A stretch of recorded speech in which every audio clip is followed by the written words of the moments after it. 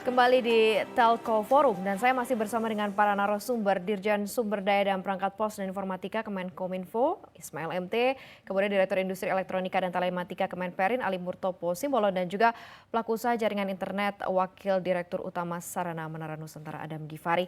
Bapak-bapak, kita coba melihat begitu ya beberapa poin-poin yang saya catat begitu ya, di mana implementasi 5G di Indonesia ternyata juga Indonesia belum tertinggal karena beberapa negara tetangga pun juga baru sekitar 2% begitu ya, Filipina baru sekitar 0, sekian persen. Jadi Indonesia on step and progress menuju ke sana. Tetapi kan ketika kita menuju ke progres nanti pelaksanaan implementasi harus ada komunikasi yang juga terjalin cukup baik begitu ya dari pemangku kebijakan, industri dan juga para pelaku usaha. Nah, harapan yang mungkin dari masing-masing Anda begitu ya, diskusi kita kali ini akan menghasilkan end up hasil yang seperti apa dan yang diharapkan untuk implementasi 5G ini akan seperti apa dari berbagai macam sisi ya, affordability, kemudian juga ketersediaan dan juga jaringan nanti akan seperti apa. Saya mau ke Pak Adam Gifari terlebih dahulu dari Anda. Seperti apa Pak Adam?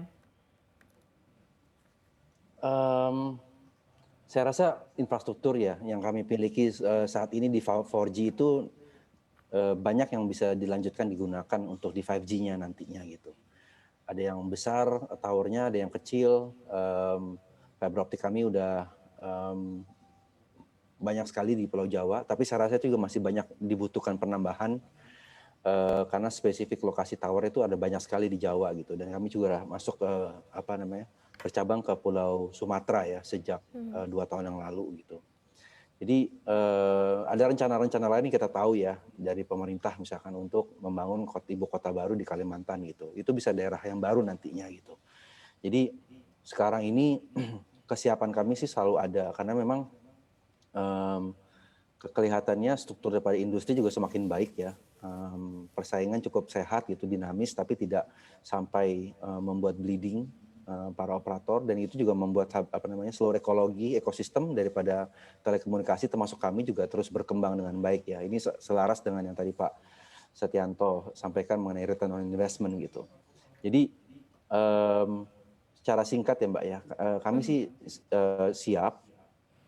Industrinya juga cukup baik gitu kan, dan ini bisa jadi mungkin secara ekonomi merupakan diferensiasi tersendiri juga nanti dari para operator, antara operator yang tidak punya 5G dengan operator yang sudah lebih duluan menawarkan 5G nantinya gitu. Jadi kami cukup optimis ya bahwa ada beberapa hal yang bisa nanti kita jalankan bersama dengan para operator untuk membangun jaringan yang lebih masif lagi, lebih rapat lagi, ya kan. Dan ini memang saya rasa pagi ini sesinya tuh memang bicara soal interest kita harus sama, align gitu kan, jangan ada yang menang sendiri gitu, semua berkesinambungan gitu dari ujung sampai akhir, sampai akhirnya dinikmati oleh end customer kita gitu, yaitu rakyat Indonesia gitu, untuk lebih sejahtera. Oke. Betul, sinkronisasi, komunikasi yang paling tepat begitu ya, karena ini juga nanti akan dinikmati ujung-ujungnya oleh masyarakat Indonesia secara keseluruhan. Mhm, Pak Ali mhm. Murtopo, mungkin dari Anda seperti apa? Baik, terima kasih. Kalau kami dari Kementerian Perindustrian melihat bahwa dengan implementasi Making Indonesia 4.0, 10 strategi prioritas, salah satunya adalah membangun infrastruktur. Nah, infrastruktur digital melalui 5G ini adalah salah satu jawabannya. Nah, dengan demikian, industri-industri yang akan bertransformasi digital sudah terlayani dengan teknologi 5G ini. Kementerian Perindustrian secara masif mendorong dan mensosialisasikan bagaimana pentingnya transformasi digital dalam rangka efisiensi dan peningkatan daya saing. Kita melihat bahwa dampak terhadap industri sudah sangat jelas, dan dari experience industri yang sudah kita sampaikan bahwa efisiensi daya saing sangat bisa diperoleh melalui transformasi digital ini. Yang kedua adalah kita mendorong agar industri-industri dalam negeri bisa dioptimalkan dalam mendukung penerapan ataupun penyiapan equipment sebagaimana tadi yang disampaikan oleh Pak Adam. Nah, sehingga industri dalam negeri juga tumbuh Kalau istilah Pak Dirjen tadi, kita menjadi tuan rumah di negeri sendiri. Dengan demikian, kandungan lokal juga harus kita optimalkan dan dipersiapkan untuk ada peningkatan. Dengan demikian, iklim investasi juga ada peningkatan di dalam negeri. Kami juga secara konsisten mengembangkan dari sisi teknologinya. Kita membangun teknopark yang siap untuk menjadi pemain dalam implementasi teknologi 5G ini. Nah, di dalam teknopark itu dari sisi teknologi maupun dari sisi SDM kita juga kembangkan, dan ini sudah sinergi dengan apa yang ada di program Kominfo dengan program talent tadi. Nah, kami juga ada Badan Pengembangan Sumber Daya Industri. Di sana nanti ada dibangun satu PD 4.0. Nah, itulah menjadi center dalam pengembangan revolusi industri 4.0 untuk industri ini. Dengan demikian, 5G ini menjadi satu solusi dalam infrastruktur untuk suksesnya penerapan ataupun akselerasi penerapan revolusi industri 4.0 di Indonesia. Baik, terima kasih atas gambarannya begitu dan juga kesiapan ya Pak Ali ya.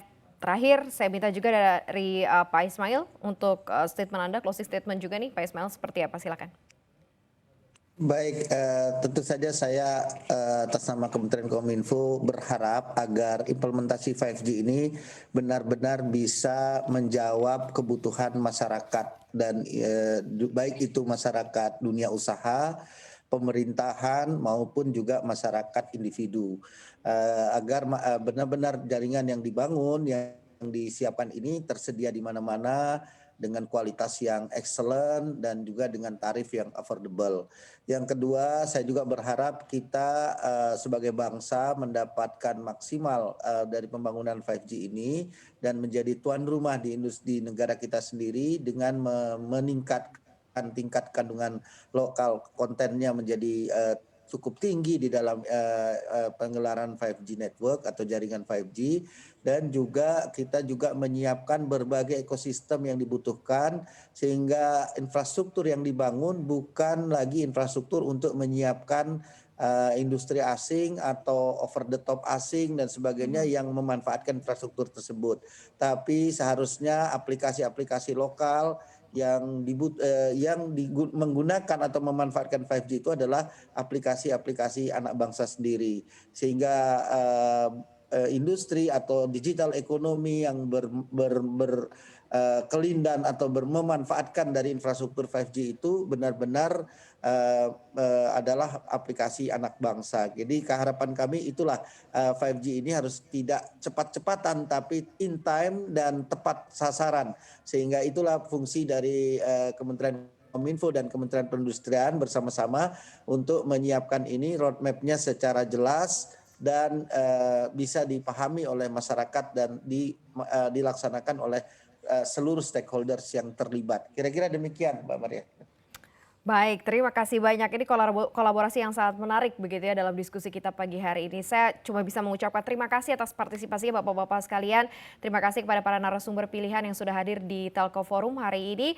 Dirjen Sumber Daya dan Perangkat Pos dan Informatika Kemenkominfo, Pak Ismail. Terima kasih Pak Ismail sudah bergabung Bapak. Kemudian selanjutnya Direktur Industri Elektronika dan Telematika Kemenperin, Pak Ali Murtopo. Terima kasih banyak juga Ali Murtopo Simbolon sudah berdiskusi. Dan juga ada pelaku usaha jaringan internet Wakil Direktur Utama Sarana Menara Nusantara Pak Adam Gifari. Terima kasih banyak dan juga terima kasih tidak ketinggalan juga Direktur Utama Telkomsel Setianto Hantoro yang juga sudah berdiskusi, serta tadi keynote speech bersama dengan Pak Menteri Komunikasi dan Informatika Johnny G. Plate.